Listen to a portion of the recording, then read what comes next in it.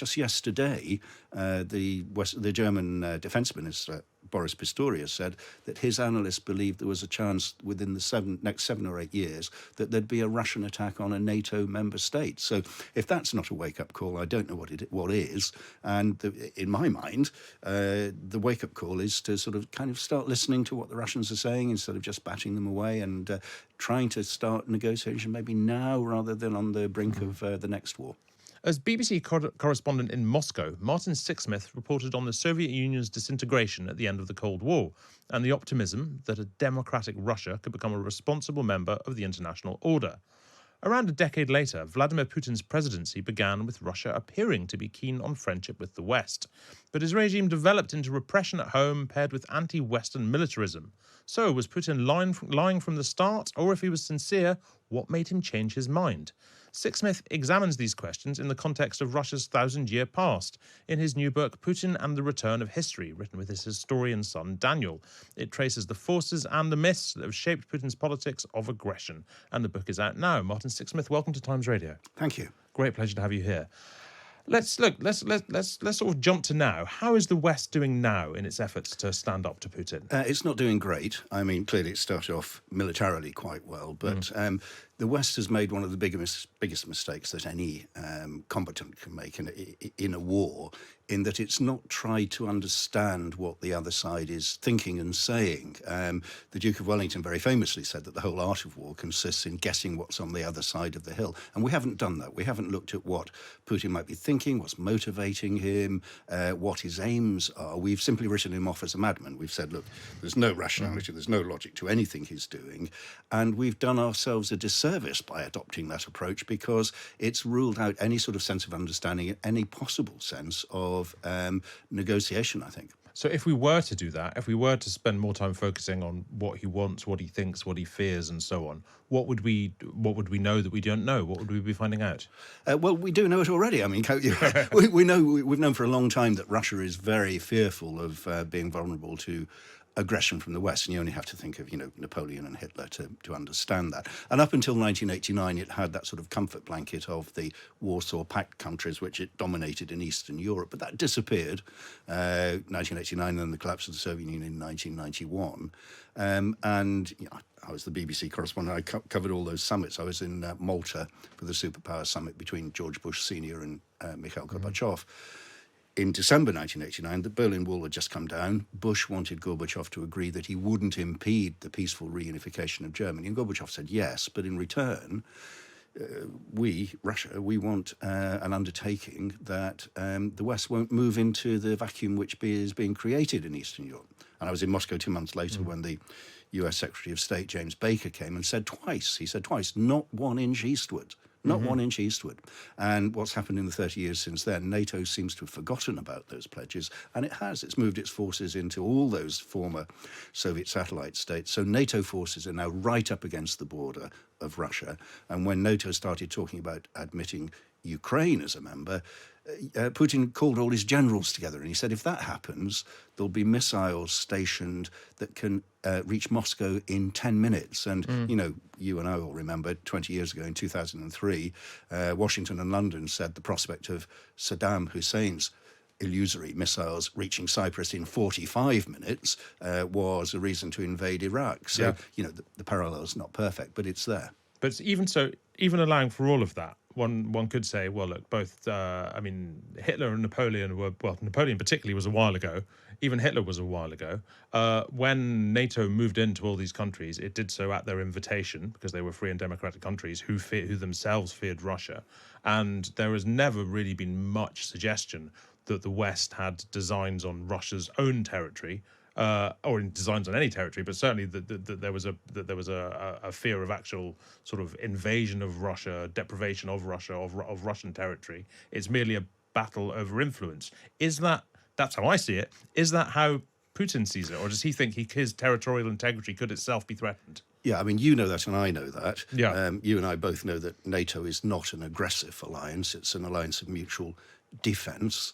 But Putin doesn't believe that. Right. And, he's produced a whole series of arguments for why he doesn't believe that. And the West has simply ignored them. I mean, put simply, a Russian friend said to me, let's say in the first years of the Cold War, after the end of the Second World War, let's say a communist government had come to power in France.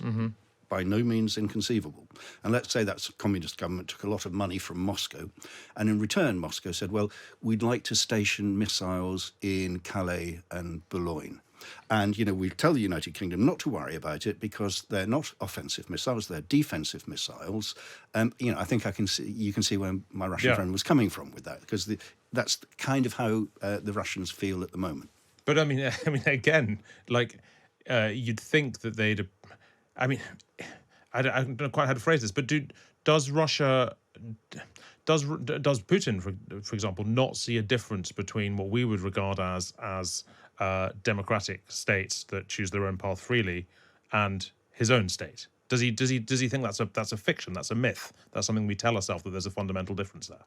Well, Putin clearly knows that his Russia is not a democracy in the sense that. Does he think that the West is not really a democracy as well? I guess. Oh, absolutely. I mean, the argument is made over and over and over that the West is much worse than we are in Russia. There's sort of this propaganda pouring out about they pretend to be a democracy, they pretend to guarantee liberties, but actually it's a society in decline. It's a society that's falling apart. It's full of corruption. It's full of LGBTQ plus people. He calls it gay roper, for instance, and and it strikes a chord.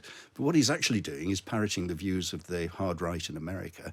The sort of illiberal Republican right, and feeding them to Russian people, and it's going down pretty well. What could the West have done differently then that could have perhaps avoided the Ukraine war? Because it's quite hard to make the argument that the West should have said, when you had countries like Ukraine saying, help us, support us, become involved in our economies, the West should have said, nope, sorry. Yeah, it's quite instructive what happened just before the invasion in February 2022, because there was a sudden flurry of diplomatic activity to see if we could get an agreement which would avert the full-scale invasion. And Putin, put forward his demands. He said, I need a guarantee that Ukraine won't join NATO. I need a guarantee that NATO forces in the adjoining countries will be reduced and kept under review. And the West, which hadn't addressed any of these issues at all in the preceding 5 or 6 years, suddenly came to the negotiating table and sat down and said, well, NATO said, well, we're not going to guarantee that Ukraine won't join NATO because we're keeping our open door policy, but we're willing to discuss measures about transparency and how we manage this with Russia. We're willing to discuss measures about deployment of forces in states adjoining Russia. But by then it was too late. And if, hindsight is a great thing, retrospective history is fantastic, but if we'd only sort of started those talks earlier, they would have fraught with difficulty because you can't believe a word that Putin says. He signs a piece of paper and then tears it up. But at least we might have got to the stage where we could have avoided the terrible catastrophe in Ukraine that's happening now and the loss of tens of thousands of lives. And it's not just, a looking back and saying, I told you so, because it applies to the future as well. Just yesterday, the German defense minister, Boris Pistorius, said that his analysts believed there was a chance within the next 7 or 8 years that there'd be a Russian attack on a NATO member state. So if that's not a wake-up call, I don't know what is. And in my mind, the wake-up call is to sort of kind of start listening to what the Russians are saying instead of just batting them away, and trying to start negotiation maybe now rather than on the brink of the next war. It's very hard to tread a line between recognizing and listening to Russian concerns and sympathizing with Russian concerns. How do you navigate that? Well, you do, and I want to make it very clear that I'm not an apologist for Vladimir Putin. This is clear. I've endlessly criticised him. I've been on the receiving end of his trolls and his bots who've been out to get me.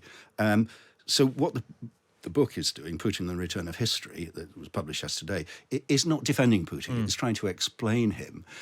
So understanding is one thing, but the West has a history of not just not listening to what the Russians say, but actually throwing it in their faces. So if you look at that decade of the 1990s that you mentioned under Boris Yeltsin, between 1991 and 2000, when Russia was very open to being a friend of the West, they wanted to have a cooperation agreement with the European Union. They spoke even about becoming a member of NATO. And the way the West responded was with that sort of arrogant triumphalist attitude that George Bush Sr. embodied. And, Francis Fukuyama wrote, this is the end of history, that from now on, Western-style liberal democracy will rule the world. It's going to be a unipolar world. And the Russians hated that. Bill Clinton, we essentially spent 9 years telling the Russians what to do. We were telling them, you have to give up all your history and you have to start becoming like us. You have to start becoming a capitalist, Western-style liberal democracy. And Bill Clinton went there, and even he was appalled by that. He had discussions in the State Department, and he said, the shorthand was, we're making the Russians eat their spinach. And he said to his Deputy Secretary of State, Strobe Talbot, in Moscow, he said, I'm a bit worried about what we're saying to old Boris. We keep telling him what to do.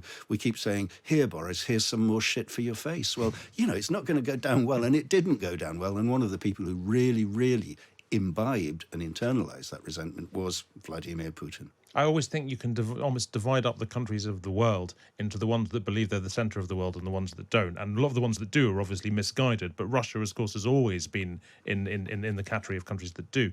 Do you think that now Vladimir Putin regards the invasion of Ukraine as a mistake, something that he wishes he'd done differently? Militarily, I'm sure he does. But, you take a step back. Why did he do it? He'd had a decade and a half of, pretty good popularity as a Russian leader. Suddenly things were starting to go wrong. The economy was falling apart. And what do autocrats do when they're in trouble at home? They launch a quick, successful war abroad.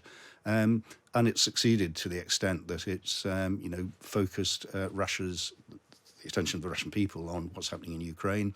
It's made people rally behind the flag. So, in real terms, he must regret the expense it's caused Russia and the terrible catastrophe to a whole generation of young Russians. But from his own point of view, I think he's probably quite happy that this is the focus now.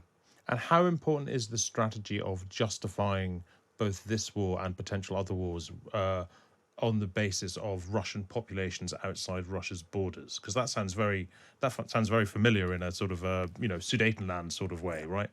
Yeah, sure. And he, from the very beginning of his presidency, he was concerned about the disintegration of Russia. He was worried about ethnic Russian populations in the former Soviet republics. There were 15 of them. Russia's only one, so there were 14 in which Russians had been used to being the masters, and now suddenly they were being ruled by people who didn't like them very much. So it was a rallying call, in the same way that Hitler said, I have to rescue the Sudetenland Germans, so I need to invade, blah, blah, blah. Putin has used that. And the danger, of course, is that there are Russian minorities in, for instance, the Baltic states. And, there have been a lot of complaints about persecution by the new rulers of the Baltic states, the new people in charge there, that they're being denied their civil rights. They've been told they can't vote unless they speak fluent Lithuanian, which is pretty hard for anybody to do. And so there is resentment. And what you do see is not Putin himself talking about this, but his close advisors, people like Karaganov and some of the other sort of slightly dyed-in-the-wall, hardline ideologists talking about, well, maybe, next should be the guys who are being nasty to our people in the Baltic states. Sure. Look, before I let you go, tell me about when for you the pivot was, when you yourself lost your sense of optimism that I think you had at the start of the 90s, that that it really was the end of history, precisely what that means, and when you started to think, actually this has gone wrong. Quite early. Right. 1991 was collapse of the Soviet Union. 1992, Francis Fukuyama wrote, "This is the end of history. All other forms of government have gone." But in October 1993, Boris Yeltsin, who was supported by the West and was, indeed a sort of supposed democratic, freedom-loving leader of Russia, sent tanks to besiege the Russian parliament, they weren't doing what he wanted. So that's not the reaction of a democrat. It's not the reaction of a leader of a free country. But the West continued to support him. The West was saying, "Oh, yeah, okay, Boris, we've staked everything on you. We're going to stick with you." So for me, that was probably the first indication that things were going wrong. Putin came to power last day of 1999. Russians loved him because he was stopping all the chaos, the bloodshed, the economic meltdown. losing their pensions, losing their life savings. He was restoring order. He was making the trains run on time. And, as you said earlier, for the first few years, he was still mouthing the same things that Yeltsin had said. I want to be friends with the West. George Robertson, the head of NATO, went to Moscow, and Putin said to him, "George, when can we apply to join NATO?" Completely unrecognisable in this sort of swivel-eyed megalomaniac he's now become.